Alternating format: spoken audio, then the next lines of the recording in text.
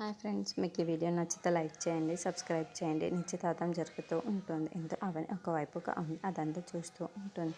పంతులు గారు తాంబూలాన్ని మార్చుకోండి అని చెప్పేసి ఇరు కుటుంబాలకు చెబుతారు. ఆ మాటలు వినగానే అక్కడున్న వాళ్ళిద్దరు ఫ్యామిలీస్ అయితే తాంబూలాలు మార్చుకుంటూ ఉంటారు. అది చూడగానే అక్కడున్న ప్రణీతి మాత్రం చాలా బాధపడుతూ అవని వైపుకు చూస్తుంది. ఇంతలో అక్కడ అవని మాత్రం ఏమీ చేయలేక అలా మౌనంగా చూస్తూ ఉంటుంది. ఇంతలో అక్కడున్న పెళ్ళికొడుకు పెళ్ళికూతురు ఇద్దరు దండలు మార్చుకోండి అని చెప్పేసి పంతులు గారు అంటూ ఉంటాడు. ఆ మాట పెళ్ళికొడుకు పెళ్ళికూతురు దండలను మార్చుకుంటూ ఉంటారు.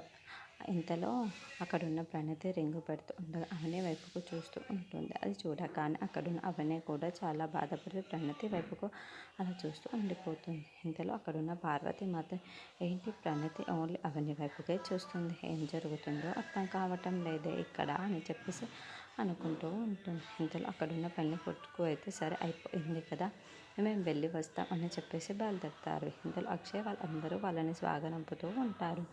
వాళ్ళు వెళ్ళిపోగానే అక్కడున్న అవని దగ్గరికి పార్వతి చాలా కోపంగా వచ్చి, ఎందుకు వచ్చాను ఇక్కడికి, నన్ను చంపాలనుకున్నట్లుగానే నా కూతుర్ని కూడా జీవితం నాశనం చేయాలి అనుకుంటున్నావా, అయినా నాకు ఎవరు పిలుపునిచ్చారని నువ్వు ఇక్కడికి రావడానికి ఎంత ధైర్యం అని చెప్పేసి అని అనరాని మాటలు అంటూ ఉంటుంది. ఆ మాటలు వినగానే అక్కడున్న అవని నేను చెప్పేది కాస్త వినండి అని చెప్పేసి బ్రతిమలాడుతుంది. ఇంతలో పల్లవి అక్కడికి వచ్చి, అయినా ప్రణతి ఎంగేజ్మెంట్కి నేను రావద్దు అని చెప్పాము కదా, అలాంటిది నువ్వు మళ్ళీ ఎందుకు వచ్చావో అర్థం కావటం లేదు.